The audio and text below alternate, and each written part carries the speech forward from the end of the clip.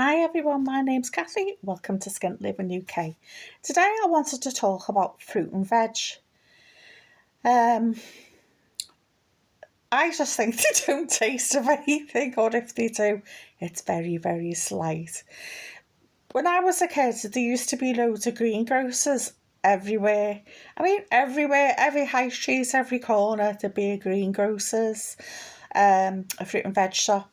And you'd go in and they'd have a distinctive smell. If you went past potatoes, they smelt of potatoes. They'd have a vast array of apples and they used to smell so nice, and the citrus fruit would smell lovely. You knew what you were walking past by the scent alone, as well as the lovely colourful display. And since supermarkets have come to the force in the 70s and 80s, they've killed off these little handy shops that aren't miles away and are on your doorstep, and they used to stack them high and sell them cheap. Now the supermarkets killed them off and they stack them high and sell them expensive. Complete opposite, because we've got a reduced amount of places that we can go to. Also, since the 70s and 80s, the actual nutritional value of fruit and veg has gone down significantly, and I think this is due to the mass production techniques, the way they grow them, pump them full of water. I try to think what chemicals, but I don't know, won't hurt me. And because they're shipped all over the world, because we've just so used to everything coming from everywhere, it's the carbon footprint of these fruit and veg is just enormous. So I just think everything about it is bad. High priced, low value, low nutritional value, and they don't taste or smell of anything. So we're just losing out on every front, really, aren't we? And since in the UK we've had Brexit, things have a very short date. Like peppers, I'm reluctant to buy bell peppers now because when you open the packet, they're wet and soggy and going off, and I'm like, oh, is it worth buying? So if I do get the opportunity, I pop into international food type shops now where they sell all herbs and spices and all the lovely jars of flavoursome sauces.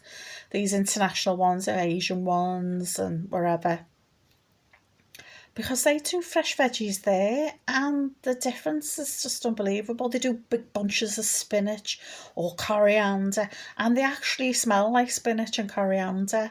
Some of the stuff is cheaper and some of the stuff is more expensive, but the amounts that you get is more, because you get a big massive hearty bunch of coriander and it's like £1.10, £1.20, whereas if you're in the Asda, it's like in a little plastic packet and it's £2.25 or something, and there's hardly anything in it and it's in a sweaty packet, whereas in these international food shops they're just in a big bunch, or they might have an elastic band tied around the bottom of it.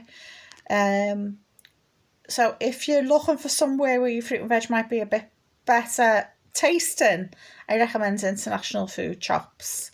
I think also the way to go these days is to grow your own, because that's the only way you can guarantee that it's not covered in herbicides, pesticides and whatever sides they've got going. And it's got to be cheaper, hasn't it? No, a packet of seeds is cheaper and will last you longer than going to the supermarket every week, because if you buy a packet of seeds, say for spinach, or I like to grow basil, garlic, that sort of thing, from one packet you can get a lot of stuff, a lot of fruit and veggies.